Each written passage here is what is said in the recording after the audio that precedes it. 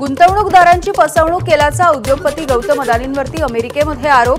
भारतीय अधिकाऱ्यांना $250 मिलियन लाच देण्याचा प्रयत्न केल्याचा आरोप। अदानी समूहाच्या शेअर्समध्ये मोठी घसरण। अदानी समूहाचे शेअर्स 10% कोसळले। अदानी ग्रीन एनर्जीचे शेअर्स 17.5% कोसळले। गौतम अदानींवरती अमेरिकेमध्ये झालेल्या गंभीर आरोपांचा परिणाम। अमेरिकेतील अदानींवरील आरोपांचे भारतीय भांडवली बाजारावरती परिणाम। सेन्सेक्स 677 अंकांनी तर निफ्टी 240 अंकांनी गडगडला। अदानींच्या ऊर्जेच्या संदर्भातल्या समभागांना सर्वाधिक फटका। अदानींमुळे देश बदनाम झालाय ही शर्मेची बाब। संजय राऊत यांचा हल्लाबोल। शिंदे फडणवीसांना हाताशी धरून अदानींनी भ्रष्टाचार केलाय, राऊतांचा आरोप। संभाजीनगरच्या आंबेडकर नगर भागामध्ये भाजपकडून मतदारांना पैसे वाटप। एमआयएमचे नेते इम्तियाज जलील यांच्याकडून व्हिडिओ पोस्ट करत आरोप। व्हिडिओमध्ये अतुल सावे यांच्या समर्थकांकडून ₹500 वाटण्यात आल्याचा दावा। एक्झिट पोल हे भाजपचं षडयंत्र, राऊतांची टीका। 23 तारखेला निकाल येतील। महाविकास आघाडीला 160हून अधिक जागा मिळतील, संजय राऊतांना विश्वास। तर 23 तारखेला संध्याकाळी सत्ता स्थापन करू, राऊतांचं वक्तव्य। बीडमधील घाटनांदूर मतदार केंद्रावरती झालेल्या तोडफोडीच्या निषेधार्थ घाटनांदूर बंदची हाक। राष्ट्रवादीचे नेते माधव जाधव यांना मारहाण झाल्याच्या नंतर त्याचे पडसाद घाटनांदूरमध्ये उमटले। बीडमधील मतदान केंद्रावरील तोडफोडीच्या प्रकरणी 40 जणांवरती आतापर्यंत गुन्हा दाखल। घाटनांदूर इथे मतदान केंद्राची तोडफोड करण्यात आली। हिंगोलीच्या वसमतमध्ये झालेल्या दगडफेकीच्या प्रकरणी आणि आचारसंहितेचा भंग केल्याच्या प्रकरणी 125 जणांवरती गुन्हा दाखल। वसमत शहर पोलीस ठाण्यामध्ये गुन्ह्याची नोंद। ठाकरे गटाच्या पदाधिकाऱ्यांवरती गिरगावमध्ये जमावबंदीच्या आदेशाचं उल्लंघन केल्याप्रकरणी गुन्हा दाखल। 8 ते 10 पदाधिकाऱ्यांनी चिन्मय बारोट नावाच्या व्यक्तीला मारहाण केल्याचा आरोप। मतं मिळत नसल्यामुळे राज ठाकरेंच्या नावाने खोटं पत्र व्हायरल। संदीप देशपांडे यांचं वक्तव्य। मिलिंद देवरांवरही गुन्हा दाखल व्हायला हवा। वरळी पत्र व्हायरल झाल्याप्रकरणी देशपांडेंची प्रतिक्रिया। निवडणुका म्हणजे धर्मयुद्ध असल्याचं सांगत भाजप आणि संघाचे लोक घराघरामध्ये पोहोचले। सरकारी यंत्रणांचा गैरवापर केला। सामनाच्या अग्रलेखामधून भाजपवर टीका। कोथरूड विधानसभा मतदारसंघामध्ये निकालाच्या आधी चंद्रकांत पाटील यांच्या समर्थकांकडून बॅनरबाजी। पाषाण परिसरामध्ये ऋतिक उर्फ बंटी जगताप यांनी लावले विजयाचे बॅनर। पुण्यामध्ये शरद पवार यांच्या राष्ट्रवादीच्या उमेदवारांकडून अनेक मतदारसंघामध्ये बॅनरबाजी। निकालाच्या आधीच अश्विनी कदम यांच्या विजयाचे लावले बॅनर, तर सचिन दोडके यांच्या विजयाचे सुद्धा ठिकठिकाणी बॅनर। काल मतदानाची प्रक्रिया पार पडल्याच्या नंतर आज कसब्यामधील भाजपचे उमेदवार हेमंत रासने यांनी घेतला मिसळ खाण्याचा आनंद। मंडईतल्या मिसळ हाऊसमध्ये रासनेंनी मारला मिसळवरती ताव।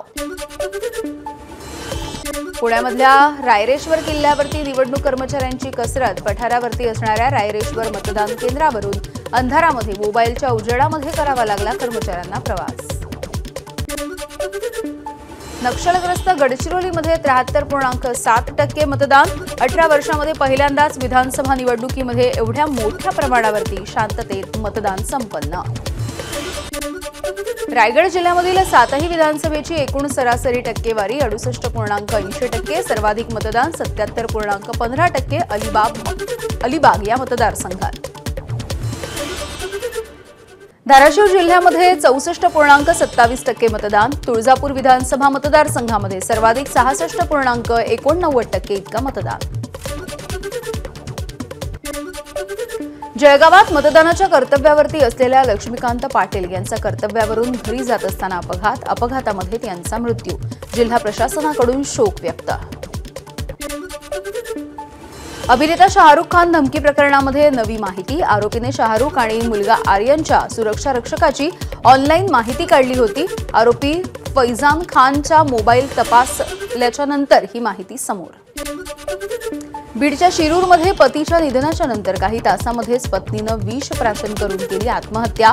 पती कन्हैयालाल खामकर यांचा हृदयविकाराच्या झटक्यामुळे मृत्यू। मुंबई पुणे एक्सप्रेस वेवरती खासगी बसचा भीषण अपघात, बस 20 फूट खोल कोसळली. सुदैवाने यामध्ये कोणतीही जीवितहानी नाही. मनमाडमध्ये बस आणि ट्रकची समोरासमोर धडक, अपघातामध्ये ट्रक चालकाचा मृत्यू तर बसमधील 5 ते 6 प्रवासी जखमी. बोईसर तारापूर MIDC मधील धागा तयार करण्याच्या कारखान्याच्या गोडाऊनला भीषण आग, आगीचं कारण अद्यापही अस्पष्ट. CBSE कडून 10वी आणि 12वीच्या परीक्षांचे वेळापत्रक जाहीर, परीक्षा 15 फेब्रुवारीपासून सुरू होणार. 10वीची 18 मार्च तर 12वीची परीक्षा 4 एप्रिल 2025 रोजी संपणार.